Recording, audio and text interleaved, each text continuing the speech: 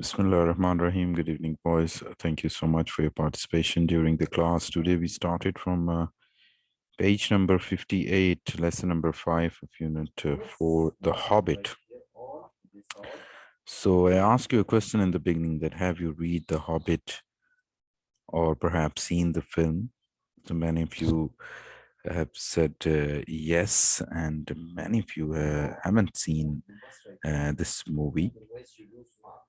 So let us read and then we will answer these questions in our upcoming class. The Hobbit, right? In a hole in the ground, there lived a hobbit. Not a nasty, dirty, wet hole filled with the ends of worms and an oozy smell. Oozy mean very bad smell, right? Not yet a dry, bare, sandy hole with nothing in it to sit down or to eat. It was a hobbit hole, and that means comfort, means that it was not a bad hole, right? There were no worms, no sand. It was not a sandy hole. It was a very comfortable, right? And it had a perfectly round door, like a port hole, right? As you can see in the picture, the round doors, right? Painted green with a shiny yellow brass knob in the exact middle. The door opened on to a tube-shaped hall like a tunnel, a very comfortable tunnel without smoke, with paneled walls and floors tiled and carpeted, provided with polished chairs and lots of pegs for hats and coats. The Hobbit was fond of visitors, right? The tunnel wound on, going fairly, but not quite straight into the side of the hill, as all the people for many miles round called it, and many little round doors open out of it, first on one side and then on another, no going upstairs for the Hobbit. Meaning that it was like a tunnel, right? There were no upstairs, bedrooms, bathrooms, cellars, pantries, lots of these wardrobes, and he had whole room devoted to the clothes. Right, there was one room in which it was devoted. It was only filled with the clothes. Kitchens, dining rooms, all were on the same floor, and indeed on the same passage. Passage mean the way, right?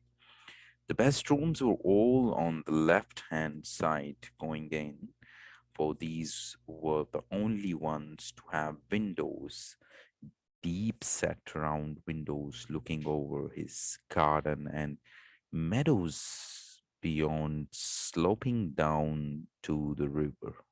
Right, as I've shown you the pictures during the lecture, the Hobbit was a very well-to-do. Well-to-do mean that he has money, right? He was not so poor, and his name was Baggins, as you can see in this picture, right?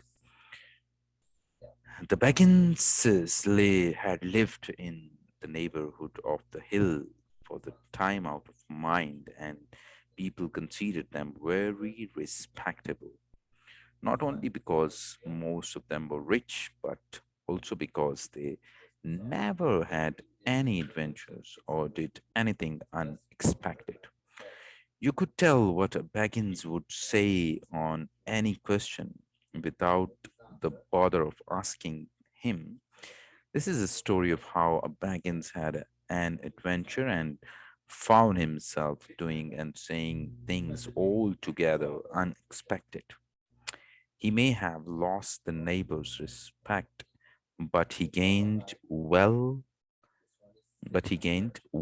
you will see whether he gained anything in the end. So this is the half part of this story, right? For further detail that you can watch the movie The Hobbit. Let me show you how the Hobbit homes look like. So it is an interesting film that if you want to watch, you can get a good idea about the Hobbit, that uh, how this Hobbit house is, it looks like, right? Let me show you. This is the title of the movie. Let's see the Hobbit house. This is how it looks like, the Hobbit house. See the door. It's a round shaped door, the Hobbit house, right? There are no stairs upstairs inside. It's a long tunnel like house, right?